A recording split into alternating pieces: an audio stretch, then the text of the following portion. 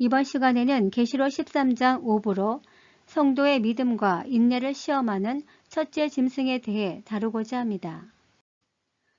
계시록 13장 6절에서 7절을 보면 노골적으로 하나님을 비방하고 성도를 핍박하는 짐승의 모습을 보여주고 있습니다.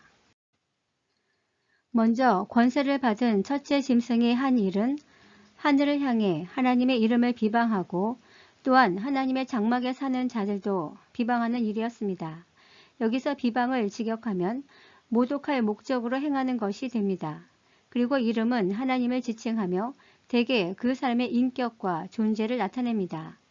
장막에 사는 자들은 천사, 성령, 뇌생물 등 하나님과 함께 하늘에 거하며 이 땅을 통치해온 자들을 지칭합니다. 그렇다면 비방은 어떤 형태로 나타날까요? 첫째, 하나님과 그 존재 자체를 완전히 부정하는 무신론적인 방향일 수도 있고, 둘째로 지금까지 알던 하나님과 성경을 완전히 다르게 왜곡할 수도 있습니다. 그리고 권세받은 첫째 짐승이 이 땅에서 행한 일은 바로 하나님을 따르는 성도를 핍박하는 것입니다.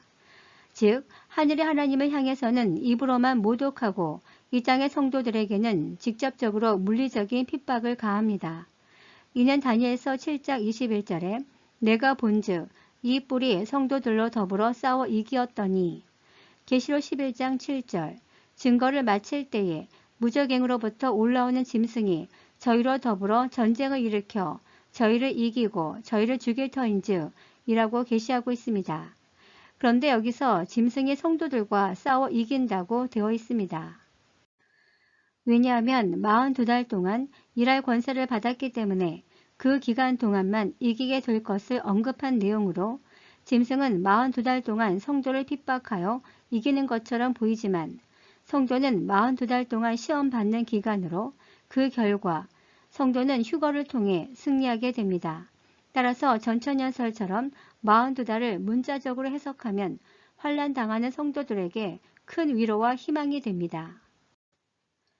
반면 무천년설은 42달을 십자가부터 재림 때까지로 보기 때문에 지금 환난 당하는 성도들에게 있어 42달이라는 상징 해석은 희망과 위로가 아닌 절망이 될 수 있습니다. 그 결과 계시록 13장 8절에서는 모든 불신자가 짐승을 경배하게 될 것을 계시하고 있습니다. 즉 기존의 하나님을 왜곡 비방하고 만국을 다스릴 권세를 얻고 이를 통해 성도들을 무자비하게 탄압한 결과 모든 민족이 짐승을 경배하게 됩니다.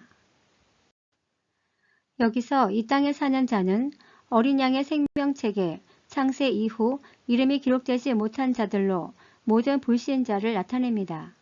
그리고 이 불신자들이 하나같이 짐승을 경배하게 될 것을 계시하고 있는데, 여기서 경배는 하나님과 어린 양 예수 그리스도에게 예배드리는 모습을 묘사할 때 사용하는데, 그렇다면 불신자들도 짐승에게 정기적으로 예배를 드리는 형식이 될지는 불확실합니다. 이제는 그 반대로 13장 9절에서 10절은 짐승과 불신자들의 핍박으로부터 믿음을 시험받는 성도들의 모습이 표현되어 있습니다.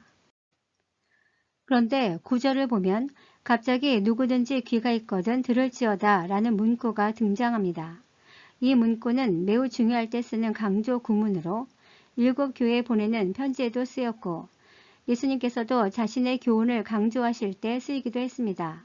따라서 그 다음에 나오는 10절에 사로잡힐 자는 사로잡혀 갈 것이요 칼에 죽을 자는 마땅히 칼에 죽을 것이니 성도들의 인내와 믿음이 여기 있느니라는 말씀은 그만큼 중요하다는 것을 알 수 있습니다.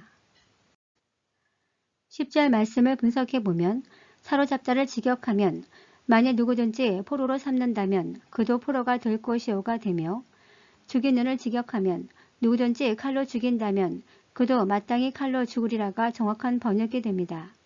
그리고 인내는 그리스도인들을 향한 핍박과 멸시, 조롱에 대한 오랜 참음을 의미하며, 믿음은 배도를 강요하는 핍박과 협박받는 상황에서도 끝까지 지켜야 하는 신실함과 충성스러움을 뜻합니다.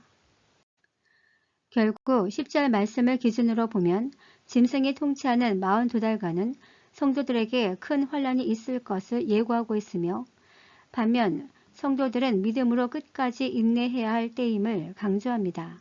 그리고 7번째 나팔이 불리기 직전 극적인 휴거를 통해 승리하게 되는데, 그 기준이 바로 짐승의 표를 받지 않는 것입니다. 따라서 성도는 반드시 두 증인의 사역에 참여하여 성령 충만해야 이겨낼 수 있습니다. 성령 충만함을 입는다는 것은 마치 오순절 성령 강림이 임했을 때와 동일합니다.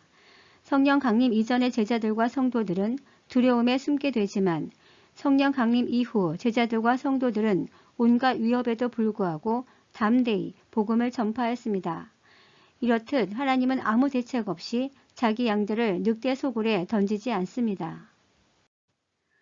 따라서 재림 때 환란을 결코 두려워할 필요가 없습니다. 오히려 성령 충만함을 입으면 성령님의 그 뜨거움으로 인하여 담대히 그들 앞에 나아가 복음 증거하는 것을 마다하지 않을 것이며 피하지도 않을 것입니다. 이를 증명하는 것이 계시록 20장 4절 목배임 당한 자와 짐승의 표를 받지 않는 자를 첫째 부활에 참여하는 자라고 말하고 있는데, 여기서 짐승의 표를 받지 아니한 자를 순교자 반열에 올려놓고 있습니다. 그리고 이들을 복받은 자라고 말하는 이유가 바로 백보자 심판을 면하기 때문입니다. 사실 순교보다 더 공포스러운 것이 아마도 백보자 심판 앞에 서는 일일 것입니다. 따라서 재림 때의 성도들은 첫째 부활에 참여할 기회가 주어진 것이 오히려 은혜이며 환란을 성령 충만함으로 이겨내야 할 것입니다. 그런데 무천연설은 계시록 20장 4절에서 목배임 당한 자와 짐승의 표를 받지 아니한 자는 모두 십자가 사건 때부터 재림 때까지의 성도를 지칭하며 이것이 곧 첫째 부활이라고 주장합니다. 한마디로 무천연설은 일반 성도들을 순교자 반열에 올려놓고 있습니다. 그렇게 되면 백보자 심판 앞에는 불신자만 서게 됩니다. 무천연설은 하나님의 말씀대로 살면 모두 구원을 받기 때문에 환란과 심판, 재림을 두려워할 필요가 없다라고 말합니다. 물론 이 주장은 원칙상 틀린 말은 아닙니다. 그러나 여기에는 기만이 숨겨져 있습니다. 왜냐하면 무천연설의 주장대로 첫째 부활에 참여하는 자가 일반 성도라면 구원받을 자가 거의 없기 때문입니다. 첫째 부활에 참여하는 자는 계시록 11장 7절에서 두 증인처럼 순교하고 20장 4절에서 목배임을 당하며 7장 14절에서 큰 환란에서 나오는 자이며 15장 2절에서 짐승의 표를 받지 아니한 자이며 14장 4절에서 5절에 보면 14만 4천 명에 대한 평가를 보면 여자와 더불어 더럽히지 아니하고 순결하며 그 입에 거짓말이 없고 흠이 없는 자라고 말하고 있습니다. 그렇다면 이 기준에 부합되는 성도들이 과연 얼마나 될까요? 여러분은 이 기준에 부합됩니까? 마지막 재림 때의 순교자들과 일상의 성도들의 삶이 어떻게 같을 수가 있을까요? 그런데도 무천연설은 이러한 기준에 구분 없이 믿으면 모두 구원을 받기 때문에 환란과 심판, 재림을 두려워할 필요가 없다고 주장합니다. 여러분은 이러한 듣기 좋은 말에 현혹되지 않길 바랍니다. 이는 사단의 주특기입니다. 진실은 불편함 속에 있습니다. 반면 전천연설 관점에서 요한계시록은 사명자 중심으로 스토리를 이끌어가면서 마지막 때 큰 환란 가운데 믿음으로 인내하여 휴거된 자들을 영웅화하고 있는 한편의 영화와 같습니다. 그리고 십자가 사건 때부터 재림 때까지 일반 성도들은 둘째 부활인 백보자 심판 때 자신의 구원의 여부를 평가받게 됩니다. 여기서 구원의 핵심은 유월자 어린 양의 피처럼 예수님의 보혈의 유무입니다. 그러므로 재림 때 성도들은 오히려 영광스러운 첫째 부활에 참여할 기회가 주어지기에 은혜이며 환란을 기쁨으로 받아들여야 합니다. 다음 시간에는 계시록 13장에 등장하는 둘째 짐승편 일부로 둘째 짐승의 정체와 횡포에 대해서 다루도록 하겠습니다. 감사합니다.